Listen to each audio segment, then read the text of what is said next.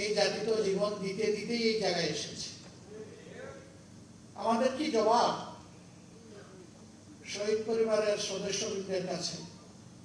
কি জবাব এখনো ভাঙ্গা পা হাত নিয়ে, বুকে মাথায় পিঠে গুলি নিয়ে যারা এখনো প্রতি রাত ঘুমাতে পারে না, কাতরায়, কষ্টে, যন্ত্রণায়, কোনো কাজ করতে পারে না, তারা যুবক যুবতী হয়ে গেছে এখন পঙ্গু, তাদের কাছে আমাদের কি জবাব?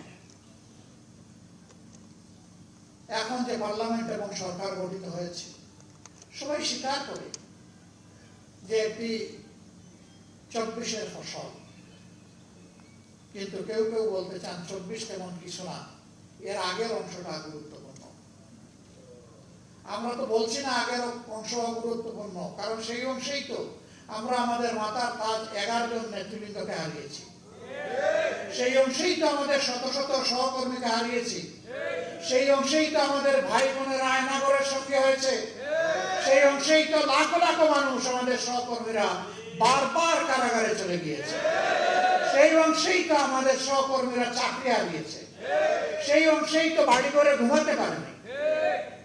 আমরা তো ওই অংশ অস্বীকার করছি না, কিন্তু এইটা অস্বীকার করার কোন উপায় নেই।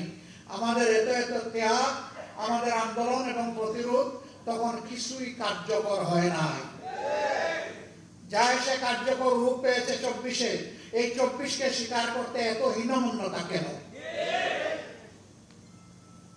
এই 24 না হলে আজকে আমি এখানে বক্তৃতা দিতে পারতাম না, এই 24 না হলে আজকে বিরোধী দল হতে পারতাম না, বিরোধী দলের নেতা হতে পারতাম না, এমপি নির্বাচিত হতে পারতাম না, পার্লামেন্টের মুখ দেখতে পারতাম না, ঠিক অনুরূপ ভাবে তারেক সাহেব প্রধানমন্ত্রী হতে পারতেন না।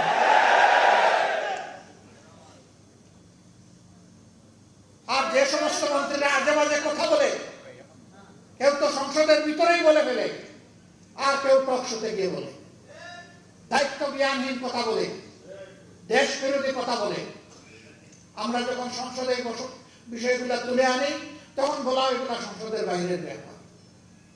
আবার আমাদেরকে যখন আঘাত করা হয় তখন শুধু সংসদের বাইরের ব্যাপার না, আধা শতাব্দী আগের বিষয়গুলো নিয়ে আসা হয়। চিংড়ি মাছের জীবন, লাভ দিলে পিছনের দিকে যায়, সামনে রাস্তা খুঁজে পায় না, এই জাতি আগাবে কিভাবে? আমরা সবসময় বলে আসি যে আসেন সামনাটা দিকে এগিয়ে যায়, যে অঙ্গীকার নিয়ে 24 হয়েছে সেই অঙ্গীকার বাস্তবায়ন করি, বড় কিছু নয়। এই যুবকেরা চেয়েছিল একটা বৈষম্যহীন সমাজ, চেয়েছিল সকলের অধিকার নিশ্চিত হোক, তারা চেয়েছিল বাংলাদেশ থেকে দুর্নীতি দূর হোক, তারা চেয়েছিল চাঁদাবাজদের কবলে পড়ে জাতির যে জেরবার অবস্থা, এখান থেকে জাতি মুক্তি পাক, তারা চেয়েছিল আদালতে গেলে মানুষ যেন ন্যায় বিচারটা পায়।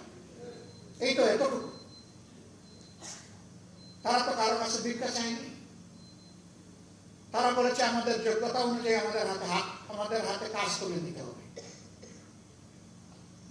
আজকে অনেক বড় বড় কথা আমরা শুনছি বিভিন্ন দিক থেকে, কিন্তু কাজের বেলা আমরা এটা খুঁজে পাই না। আপনারা নিশ্চয়ই সংসদ দেখেন, আমি বিশ্বাস করি এই কারণে দেখেন যে এই সংসদকে আপনার মজলুমের সংসদ মনে করে। সেই মজলুম এমপিরা ওখানে গিয়ে জনগণের জন্য কি বলে এটা আপনারা আগ্রহ করে শুনতে চান, দেখতে চান, আপনারা মূল্যায়ন করবেন।